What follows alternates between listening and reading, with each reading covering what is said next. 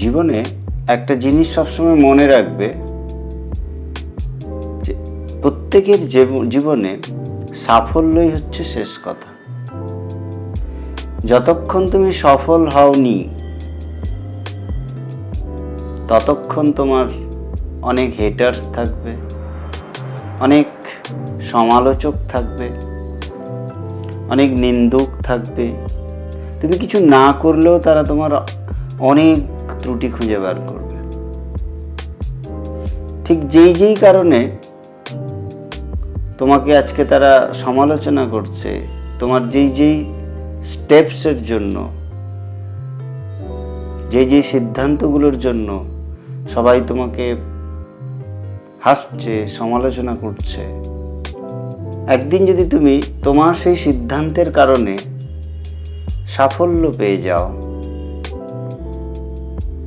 নিজের সফলতার উচ্চতায় পৌঁছতে পারো, একটা বিশেষ উচ্চতায় যেখানে সবাই পৌঁছতে পারে না,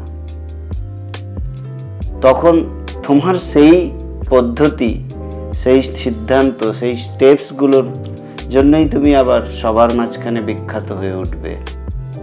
এবং সবচেয়ে বড় কথা, তোমার সেই পদ্ধতি, সেই স্টেপস, সেই তোমার যে সেই ডিসিপ্লিনসগুলো, যেগুলোর জন্য তুমি একদিন সমালোচিত হয়েছিলে, যেগুলোর জন্য সবাই উপহাস করেছিল, তোমার প্রতি সন্দেহ প্রকাশ করেছিল, তাদের মধ্যেও অনেকে তোমাকে সেই কারণেই প্রশংসা করবে, যা খুব অসাধারণ কিছু করেছে, খুব ইউনিক কিছু করেছে, যার ফলেই আজকে এই সাফল্য পেয়েছে।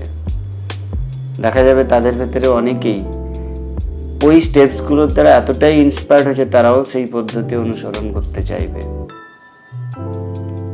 তাই আজকের নিন্দুকের নিন্দা, সমালোচকদের সমালোচনা, এগুলো সবই আপেক্ষিক। কালকে সাফল্য পেয়ে যাও, সবাই তোমার প্রশংসা করবে, সবাই তোমাকে অসাধারণ বলবে। এটাই নিয়ম, এটাই বাস্তব। তাই যদি কোনো সিদ্ধান্ত আজকে নিচ্ছ, যেটা মনে করো যে এটা আমাকে সাফল্য দেবে, সেক্ষেত্রে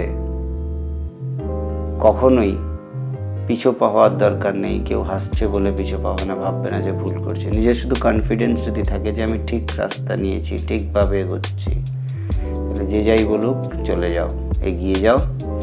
যেদিন সাফল্য পাবে সেদিন সবাই চুপ হয়ে যাবে, সেদিন তুমি লেজেন্ড হয়ে উঠবে।